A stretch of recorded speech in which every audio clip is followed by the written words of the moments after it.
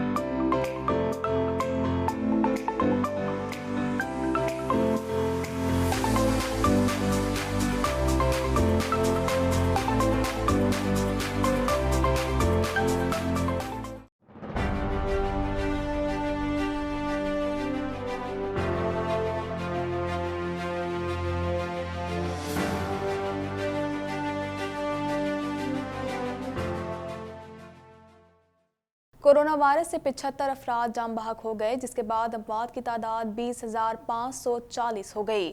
پاکستان میں کورونا کے تجدید شدہ کیسز کی تعداد 9,11,302 ہو گئی۔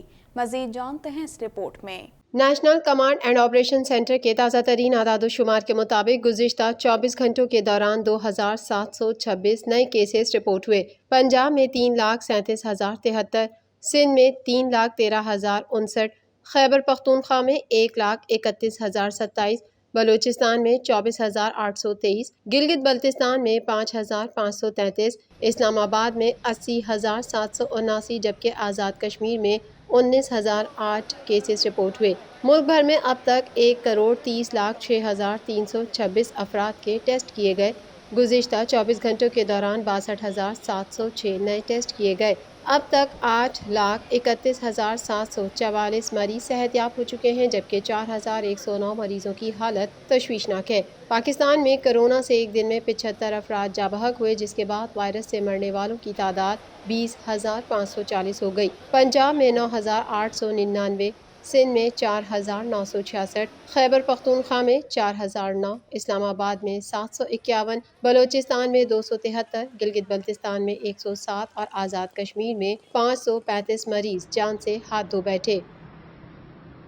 وزیر اعظم نے کہا ہے کہ ورلڈ انوائرمنٹ ڈے کی میزبانی ایک اعزاز ہے۔ درخت لگانے سے موسمیاتی تبدیلی کے اثرات کم ہوں گے۔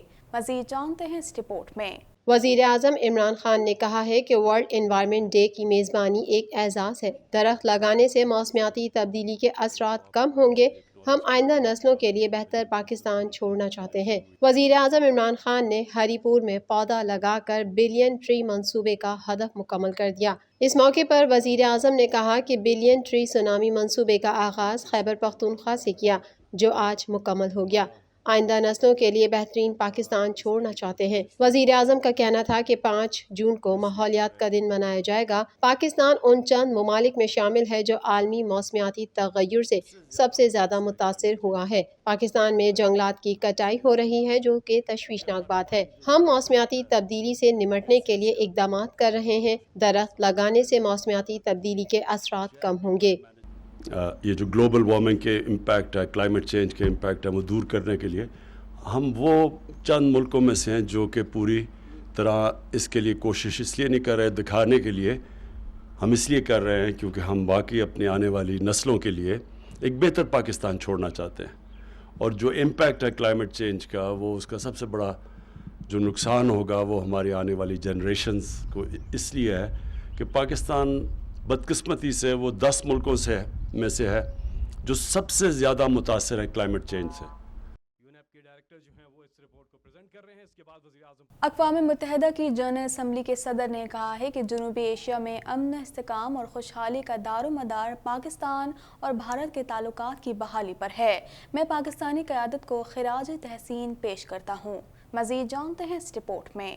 نیشنل ڈیفنس یونیورسٹی میں تاریخی خطاب میں اقوام متحدہ کی جنرل اسمبلی کے صدر والکن باسکر کا کہنا تھا کہ کرونا وبا نے دنیا میں بڑے مسائل، معاشرتی، سیاسی اور معاشی مسائل کو جنم دیا، جن کا حل مشترکہ لائحہ عمل سے ہی ممکن ہے۔ ان حالات میں ممبر ممالک کو اکٹھا رکھنا بڑا چیلنج تھا۔ کرونا ویکسین امیر اور غریب ممالک کی یکساں ضرورت ہے۔ کرونا وبا کے سدباب کے لیے پاکستانی حکومت نے جو کچھ کیا، اس پر میں انہیں خراج تحسین پیش کرتا ہوں۔ پچھلے سال جب میں یہاں آیا تب بھی پاکستان کی صورتحال نسبتاً بہتر تھی۔ پاکستانی حکومت کے اقدامات کے حوصلہ افزا نتائج آ رہے ہیں۔ میں خوش ہوں کہ پاکستان مریضوں کی تعداد میں کمی لانے اور لوگوں کی جانیں بچانے کے لیے مؤثر کام کر رہا ہے۔ مسئلہ فلسطین، کشمیر، افغانستان، کووڈ-19 اور UN پیس کیپنگ مشن میں پاکستان کے کردار کی تعریف کرتے ہوئے صدر والکن باسکر کا کہنا تھا کہ اقوام متحدہ جنرل اسمبلی نے پچھلے ہفتے فلسطین کی صورتحال پر میٹنگ بلائی تاکہ سیکیورٹی کونسل کی خاموشی اور ڈیڈ لاک کا ازالہ کیا جا سکے۔ اس اہم معاملے پر بے عملی اقوام متحدہ اور سیکیورٹی کونسل کی ساکھ کو نقصان پہنچا رہی ہے۔ میں امید کرتا ہوں کہ سیکیورٹی کونسل کی جانب سے بھی اس اہم اور ضروری مسئلے پر متفقہ آواز سنائی دے گی۔ انسانی حقوق اور بین الاقوامی قوانین کی کھلی خلاف ورزی کے نتیجے میں سینکڑوں فلسطینیوں کی جانیں چلی گئیں، جن میں بچے اور خواتین شامل ہیں۔ میں پاکستانی وزیر خارجہ شاہ محمود قریشی کو خراج تحسین پیش کرتا ہوں، جنہوں نے اس ملاقات کے لیے وقت نکالا اور فلسطینیوں کے حقوق کے لیے مضبوط موقف اور حمایت کا اظہار کیا۔ I avail of this opportunity to commend His Excellency the Minister of Foreign Affairs of Pakistan for taking the time to participate in this meeting in person and for this strong stance in support of the inalienable rights of the Palestinian people. We have a duty to prevent any further erosion of international law. It's critical to support those who survived the attacks والکن باسکر نے مزید کہا کہ افغانستان میں امن کی بحالی بھی اشد ضروری ہے۔ پاکستان نے کئی ملین افغان مہاجرین کو پناہ دے رکھی ہے۔ 40 سال سے عالمی برادری کی طرف سے خاطر خواہ امداد نہ ہونے کے باوجود پاکستان نے افغان مہاجرین کا بوجھ اٹھایا۔ میں پاکستانیوں کو خراج تحسین پیش کرتا ہوں کہ جنہوں نے مصیبت کی گھڑی میں افغان کمیونٹی کو پناہ دی۔ پاکستان اور افغانستان کو آپس میں جدا نہیں کیا جا سکتا۔ افغانستان میں امن پاکستان میں امن اور علاقائی ترقی کے لیے لازم ہے۔ میں پاکستانی قیادت کو داد دیتا ہوں کہ جس نے افغانستان میں امن کی بحالی اور مسئلے کے حل میں اپنا مثبت کردار ادا کیا۔ It's 40 years now. This country has borne the burden when the international community's support dwindled. I commend the people of Pakistan for hosting this community in need. We also know that lives of Afghanistan and Pakistan are now inextricably intertwined. Chairman Pakistan Peoples Party Bilawal Bhutto Zardari نے کہا ہے کہ اپنی نااہلی سے واقف ہونے کے باوجود عمران خان نے صرف اپنی انا کی تسکین کے لیے پاکستان کو معاشی تباہی سے دوچار کر دیا۔ اس حوالے سے مزید جانتے ہیں۔ پاکستان پیپلز پارٹی کے چیئرمین بلاول بھٹو زرداری نے کہا ہے کہ عمران خان قرضوں پر ملکی معیشت چلا کر آئندہ آنے والی نسلوں کے لیے گڑھا کھود رہے ہیں۔ سخت شرائط پر قرضے لے کر معیشت چلانے کا تجربہ آئندہ حکومتوں کے لیے بھی مسائل پیدا کرے گا۔ اپنے ایک بیان میں بلاول بھٹو کا مزید کہنا تھا کہ عمران خان کشکول اٹھائے واشنگٹن، ریاض، دبئی اور بیجنگ گھومتے رہے اور ملکی وقار خاک میں ملا دیا۔ عمران خان نے پاکستان کے فیصلے قرض دینے والے ممالک کے ہاتھوں میں سونپ دیے ہیں۔ اپنی نااہلی سے واقف ہونے کے باوجود عمران خان نے صرف اپنی انا کی تسکین کے لیے پاکستان کو معاشی تباہی سے دوچار کر دیا۔ چیئرمین پیپلز پارٹی کا کہنا تھا کہ عمران خان کے اقتدار میں آنے کے بعد بیرونی قرضے 21 ارب ڈالر اضافے کے ساتھ 95 ارب ڈالر سے 116 ارب ڈالر ہو چکے ہیں۔ عمران خان صرف اس سال 35% اضافے کے ساتھ 10 ارب ڈالر کا بیرونی قرضہ لے چکے ہیں۔ اگر عمران خان اسی رفتار سے قرض لیتے رہے تو قوم کو مستقبل میں سخت حالات کا سامنا کرنا پڑ سکتا ہے۔ عمران خان نے پاکستان کے بچے بچے کو قرض کی دلدل میں دھکیل کر ملک کے مستقبل کو داؤ پر لگانے کی کوشش کی ہے۔ وفاقی وزیر داخلہ شیخ رشید نے وزیر اعلیٰ سندھ مراد علی شاہ سے ملاقات کے دوران صوبے میں ڈاکوؤں کے خاتمے کے لیے ہر ممکن مدد کی یقین دہانی کرائی ہے۔ مزید جانتے ہیں اس رپورٹ میں۔ ترجمان وزیر اعلیٰ سندھ کی جانب سے جاری بیان میں بتایا گیا ہے کہ وزیر داخلہ شیخ رشید نے وزیر اعلیٰ سندھ مراد علی شاہ سے ملاقات کی، جس میں سندھ بالخصوص کراچی میں امن و امان کی صورتحال پر تبادلہ خیال کیا گیا۔ اس موقع پر وفاقی سیکرٹری داخلہ ڈی جی علی نواز بھی شریک تھے۔ وزیر اعلیٰ سندھ نے وزیر داخلہ کو بریفنگ دیتے ہوئے بتایا کہ پاکستان خطرناک ممالک کی فہرست میں 6 نمبر پر تھا، اب 126ویں نمبر پر ہے۔ پہلے سندھ میں جان پہچان والوں کے ساتھ سفر کرتے تھے۔ 2007 میں پیپلز پارٹی کی حکومت نے گرینڈ آپریشن کر کے ہائی ویز کلیئر کروایا۔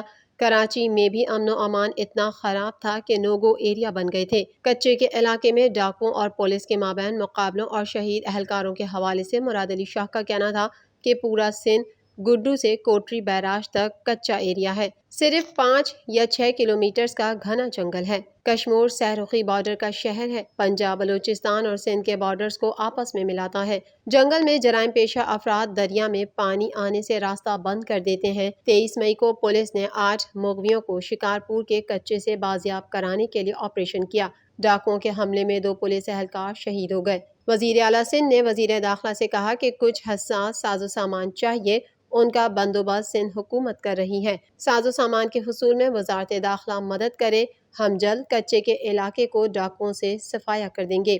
شیخ رشید نے جواب دیا کہ امن و امان سندھ حکومت کی ذمہ داری ہے، سندھ حکومت کو جو چاہیے ہم مدد کرنے کے لیے تیار ہیں۔ ڈاکوؤں کے خلاف دہشت گردی کے کیسز درج کرائے جائیں۔